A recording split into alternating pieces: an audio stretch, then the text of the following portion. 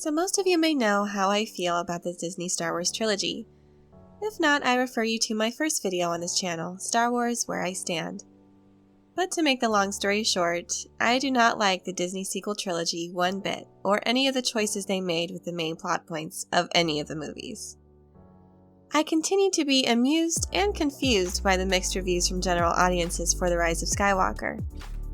I found that a lot of Rotten Tomatoes user reviews who rated the film really high were not only backhanded in their comments, they also seem to be settling for this end to the saga, content that it poked fun at Rian Johnson at some points, while making excuses for JJ Abrams, saying that he did the best he could with what he had after The Last Jedi. I just have a hard time accepting that logic. While I do agree that Rian Johnson didn't do JJ Abrams any favors by his turn at the cinematic relay race, I absolutely do not agree with the story decisions JJ made in this movie. And I think a lot of people, even if they did like some of the main plot points, would agree that it could have been much better in its execution. In this video, I'd like to examine whether or not JJ actually did the best he could with what he had. I thought this article that came out on Inverse.com, 5 Ways Rise of Skywalker Could Have Been Fixed Without Changing the Plot, was very interesting, because I think it presents very well that the plot, even as is, could have been made much better. And as a Star Wars fan, you shouldn't have to settle. But let's examine this. Did JJ really do his best with what he had? The first point brought out that the movie just being 30 minutes longer could have made it a little better. The article says, by the 3rd minute of The Rise of Skywalker, we've already seen the opening crawl, and Kylo Ren has been on 2 planets, Exegol and Mustafar before that. A lot of plot can happen in a short span of time in both this Star Wars movie and every Star Wars movie. Yes, many have commented that this film moves so fast, and the travel between each planet is at breakneck speed that you don't know what's happened or what's going on. Your brain has no time to catch up. It goes on to say, in a movie like this, even 30 more minutes would have given the whole thing more breathing room. Everything about The Rise of Skywalker feels rushed. It needed to catch its breath. More time would have let us understand some of this stuff and allow Rey, Finn, and Poe to really reflect on what they were going through. That's so true. There's no way around it. You need to take the time for good storytelling. This is the conclusion of the Skywalker saga, the 9th and final film.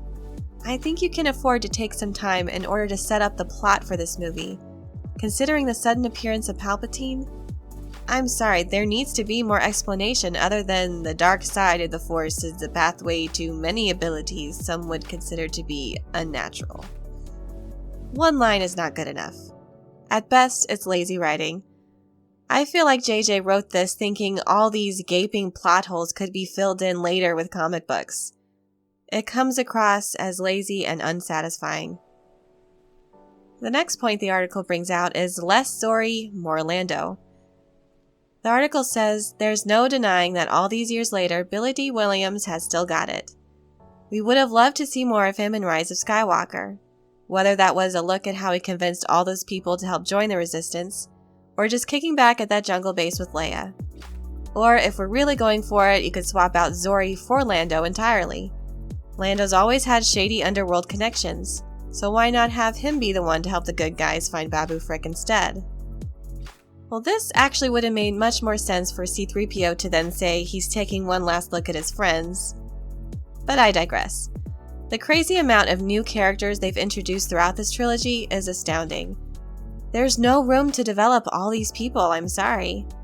And considering Rey, Poe, and Finn before this movie have not had any time together, they had to focus on them. But then there were people that were upset that Rose Tico didn't have any significant screen time. But I'm sorry, there's no room for her character. But to be fair, she had way more screen time overall than Luke Skywalker, so they shouldn't complain too much about that. But it came down to there just being way too many people and too little time. I think Dominic Monaghan only had a couple scenes and a few lines of dialogue. There was so much hype about him being in this movie, and for what? He actually said himself while he was being interviewed at the movie's premiere that he was hardly in it. You blink and you miss him. Yes, this trilogy always had this issue where they keep introducing new people and taking up the time that could be spent on the main characters and their development. But in regards to Zori Bliss and Lando, the article pointed out that Lando could have had Zori's parts in the movie, considering Zori only serves to introduce Rey, Poe, and Finn to Babu Frick. And that's it. But point number 3. Make it 2 movies. I remember thinking this exact thing when reviews started pouring in, that it was way too much movie in too short of a time. They could have ended this saga on a nice even number. There are no rules in movie making preventing this. It's ridiculous. If you have plenty of story to tell, you should take the time to tell it. The article says it worked for Avengers Infinity War and Endgame. If Peter Jackson could stretch The Hobbit into 3 movies, that pretty much proves anything is possible. And in the end, we needed more Star Wars, not less. 2 movies would have been controversial, but very possibly more honest to the story Rise of Skywalker was trying to tell. I completely agree with that. And next point, Abrams, Terrio, and everyone should have taken an extra year. The article says you can't help but feel like everything about this movie was rushed. Abrams pretty much admitted it outright in a November interview with Entertainment Weekly. "We always knew we were going to have 3 fewer months to post-production this film," he said. "So much is still being worked on. It's literally a practical race to get it finished." It shows. Would it have been so bad to let the movie come out in 2020? The first 2 Star Wars trilogies had 3 years between each installment, which means 6 years passed in real life during each trilogy. This time it's only been 4, and we've had a complete trilogy. 1 more year to work out the kinks would have been fine.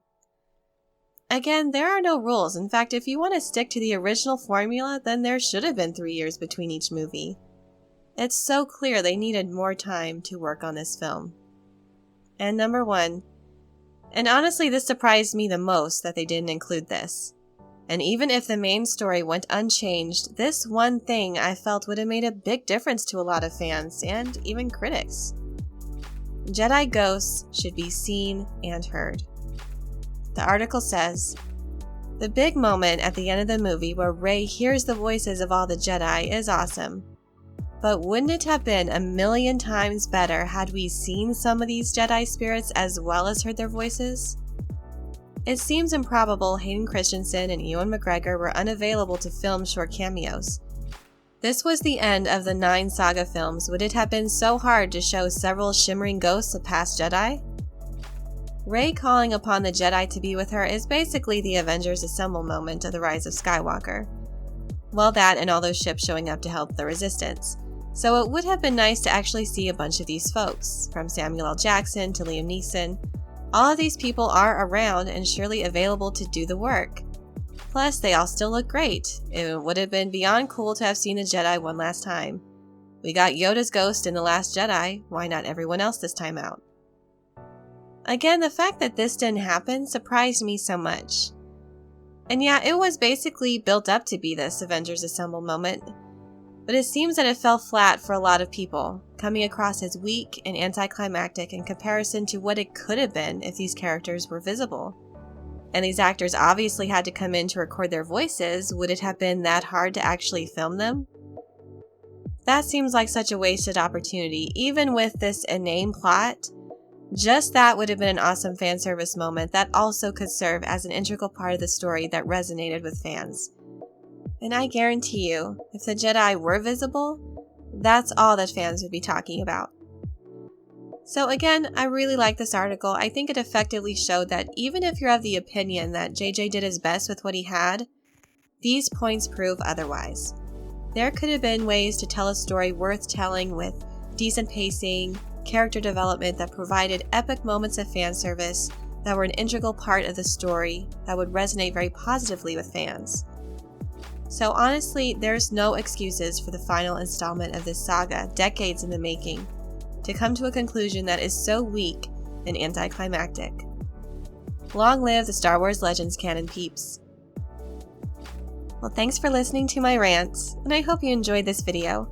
While you're here, leave a like, comment, and click the bell for notifications for more content. Thanks so much for your support, and as always, have a very nerdy day.